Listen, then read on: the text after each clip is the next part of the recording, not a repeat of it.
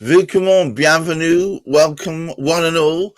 As some of the keener of you may have noticed, I am with the inimitable, incandescent Vicky Poole of Tender Response. Now, we always talk about aspects of public sector tendering. That is to say, how to apply, what not to fall into, and today is no different.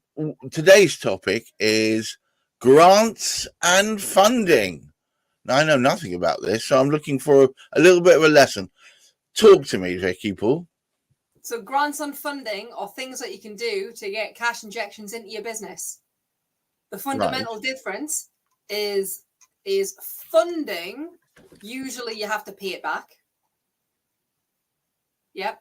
And then a grant, you usually get given the money and it's for you to physically do something. So usually with a grant, let's say, it's not just give me a load of money because I fancy it. It has to be for a specific objective. Has to be for a specific objective. It has to be capital costs only. All right. So you're buying a thing. You're buying a thing. So things like you want your business to be completely sustainable and you want to roll out ground source heat pumping, but it's going to cost you 40 grand. You can save up the money, but it's going to take 8 years, or there is a local grant pot that you can tap into so you can get the money now. So that live example is things that are done under like the Rural Prosperity Fund, which is available through councils.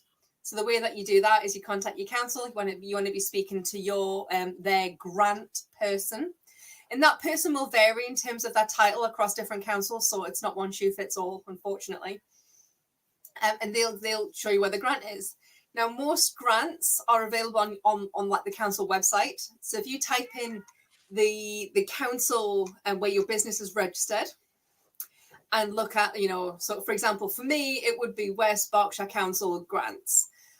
For Gareth, it might be Cambridgeshire County grant. Yeah, that'd be about right. Yeah. Or even Essex, I guess. Or Essex. There you go. Essex County grants. And you'll find lots of different flavours. Now, grants are an amazing thing. All right. Because if you do something, and so you can get the ones where you're looking for investment to do something like putting in new windows, make your building more energy efficient. You also get the ones where you're looking to deliver value. And these are the ones that a lot of charities go for. So if you deliver like a value into the community, so for example, say you run a domestic violence charity and there is a well-being grant, you can apply to that well-being grant because you support victims of domestic abuse. And for that, it'll be like, say, you're going to run so many workshops, provide so much training, and it's the physical aspect. You have to demonstrate that. So can grants go towards training that your company is providing or your organization is providing, or is it only in the circumstance of it being a charity? Depends on the grant. Right. So every grant will have an opening statement that says, this grant is for, and then it'll either be for public sector bodies, third sector, charities, micro and small business to do ABC. So, for example, there has been a grant at Reading Borough Council. It's closed now, unfortunately. I'm waiting for the new ones to come up. So watch this space. I'll tell you when they're there. Where it was, it's training, it's development. And when you look back at the previous awards, so these are all the people that have received money from this grant in previous years, because some grants are every year. It's like, here's a pot of money and go fish. Some grants are every year. And when you look back at the previous years, about 90% of the funding awarded went to delivering training for vulnerable people and under the age of 25 individuals. So, for instance, at the moment with another person, I'm putting together a basic entrepreneurial training and financial management for people just starting their own business. Mm-hmm. Okay. So that could be applied for a grant, I guess. Well, Gareth, I love how you're getting some free consultancy here. So well done. There we go. So on this one, what I would probably do here is I would encourage you to speak to your local enterprise partnership. So the LEP, Local Enterprise Partnership, has been largely been disbanded, and they've come back as the insert area proprietary business fund. So there's the Berkshire Proprietary Business Fund. I swear they're just looking to find more complicated words for people to see. They obviously don't like dyslexics. Well, go on.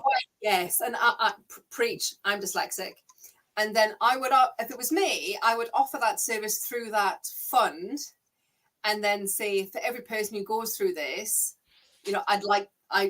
I would like this to be funded through this Small Business Growth Hub grant. Now, right. in all reality, there will be a Business Growth Hub partner, which will be another business. So you end up selling to that business, and then they have the grant money, and then they pay you from the grant money that they've been awarded.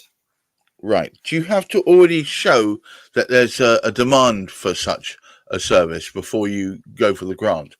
You have to be able to meet the requirements of the grant. All grants, in the same way as if you're going to go for funding, which is where you get a loan, you have to be able to demonstrate that there's a need. So you have to demonstrate that there's a trend in the marketplace, or you can, if it was me, Gareth, I would probably look at how many businesses have been starting up in the last 12 months and how many businesses have been closing, and looking at the longevity of those businesses. If you get smaller micro businesses that fall inside of 3 years, they need more support. The argument there is, well, how are they going to get it? How much is it going to cost? Right. And what my invitation to you would be to do what all fantastic salespeople do, and to deliver a fundamental course for free. So here are the fundamentals on how to run a business. And then as part of that, offer the specifics on a one-by-one. If you want this, because these are the fundamentals for your business, but how you run a construction business is very different to how you run a bid writing business. And both of those are different to how you run a social media management and lead generation business, which Gareth does, and he's brilliant at it. Alrighty.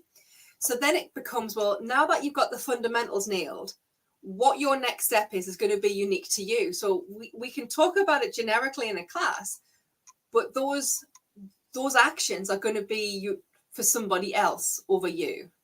So the best way to go about and do that is to have your own consultant, and then have a team of consultants behind you. So whilst you've kind of got that free service, you're effectively ending up marketing your wares to a continuous group of SMEs that are coming through the pipeline. Now, bear in mind that a lot of these businesses that do come through, like the growth hubs, for example, they are usually starting from scratch. They don't generally have a lot of money behind them, a lot of investments, and they are looking for skills, service, and advice. You're not going to get anyone subscribing there on, multiples of £10,000 a month investment. And that's just the nature of the business. Similarly, though, you can find some wares, such as like Innovate UK, where if you have a really innovative idea, they will throw money at you. So, for example, GB Shared, which is an organisation that I'm part of, I do their bid searches for one of their areas, and I'm also one of their bid writers, and I'll be their bid writer in London. Woo! So if you're a business in London that is looking to find more sustainable ways of doing business, have a look at GB Shared, or grab a bit of time with me. 15 minutes, we'll talk about GB Shared, and if it's a good fit for you, I might introduce you to Lisa, who's the woman who runs the organisation. Right. So GB Shared they have an aspiration, a goal very similar to me, which is to make the public sector space a really simple and easy place for SMEs and councils to do business, right? So It's really, really simple. So that we really do kind of resonate with each other very, very well. They have a sustainable platform. Simply by being part of GB Shared, you're able to take off some of your elements for local procurement. And it is just really clever and innovative about how that works. GB Shared, they wanted to take their program and their platform from being locally in Lancashire, and then you got Mersey Share, Northeast Share. There's a bit of a trend here, and they wanted to make it GB shared, as in a national platform. And in order to do that, they needed some rather considerable funding. See, funding, not a grant, funding. And they went to Innovate UK, and they received a rather sizable chunk of money in order to develop this platform to create the UK's largest sustainable. Yeah, but funding meant they had to pay it back, right? They do have to pay it back. But that's spread over a period of time, I guess. Yes, it is. And there is an Innovate UK pot available at the moment. Innovate round 16 is on the go. It finishes on the 21st of August. I'm useless with dates. Don't quote me on the date. It's sometime in the middle to end of August. And there's another round. So those applications will be notified by January, February time next year. And yeah, if you're interested in doing any sort of like significant like development, innovation funding, yeah, let's have a chat about it, because that's really cool. That's really cool. I've got 2 Innovate Bids UK applications on the go at the moment, so it's a busy time. I heard that Innovate though are very picky, and I think it was something like 5-6% of applicants actually go forward. On the first application, yes. It could be as low as that. If you know what you're doing, it's significantly higher. Significantly higher. Right. Well, I wish I'd known what I was doing. I had a mycelium-based business, and we fell at the first hurdle when going through Innovate UK. But as I said, this, guys, is a very pointed reason why having a chat with someone like Vicky can possibly make sure that you don't fall at the first hurdle. This is the best, really good number where you can ask those very basic fundamental questions, either about grants, funding, or public sector tendering. So the question I normally get asked at this point is, well, where would I find the grants? Right. Where would I find the grants, Vicky? Thank you, Gareth. It's amazing that you asked that question. So there are 2 ways you can find your grants. All right. You can either get your grants found for you. So there is a little form on my website, it's a free form. I don't charge anyone for finding the grants. And I have a little business partner, friend of mine, who has a wonderful AI bot that trolls both public sector and commercial grants. Now, your details will be captured, because obviously we need to capture your details to have a look at the bots, to get the bot to run the program. And Tim and I will have a conversation with you. You'll get your grants. We'll give them all over to you, and you can make a decision from there about what you want to do. The other way to do it, if you're being really strategic with the grants that you want to go for, what I would do is I would come to tender response, obviously, and I would have a look at my grants. But I'd also get them sanity checked, just in case there are some grants in other hidden places that the tender response AI bot will miss.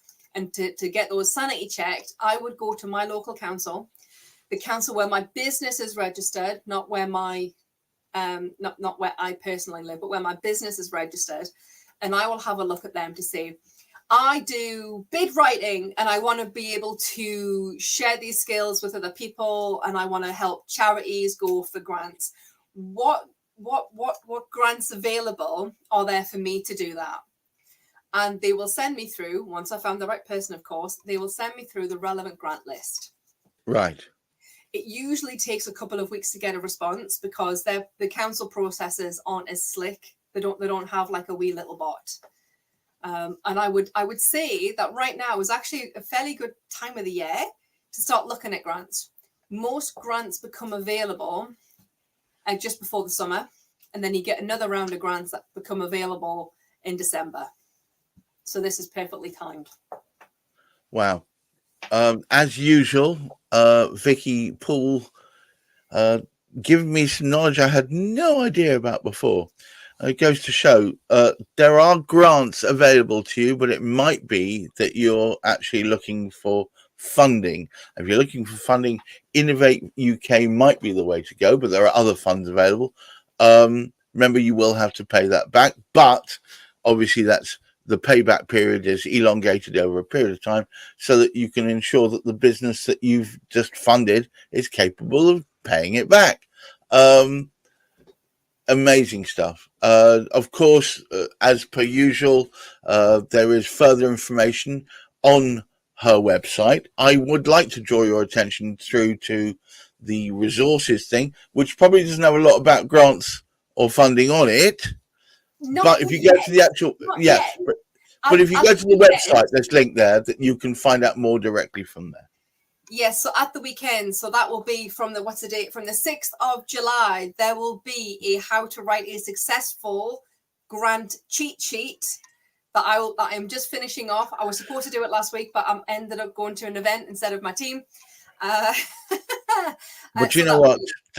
My new bywords for the moment, and I think this applies here, is do it properly. Don't do it half-assed. Don't have a stab at it if you know that by a little bit of advice you can do it properly. Thank you once again, Vicky. Very helpful. I'm just going to flash up the tender response WhatsApp number. Take advantage of it. Ask the questions. If you don't ask the questions, you won't find out the truth. Until next time, thanks for spending time with me today, Vicky Poole. Always a learning day. And remember that there are many things you may not have considered that can give you a leg up by way of funding or grants. Until next time we speak, look after yourselves and keep your feet on the ground, keep reaching for the stars, and remember, look after that mental health. Bye-bye now. Bye, everybody. Thanks for tuning in.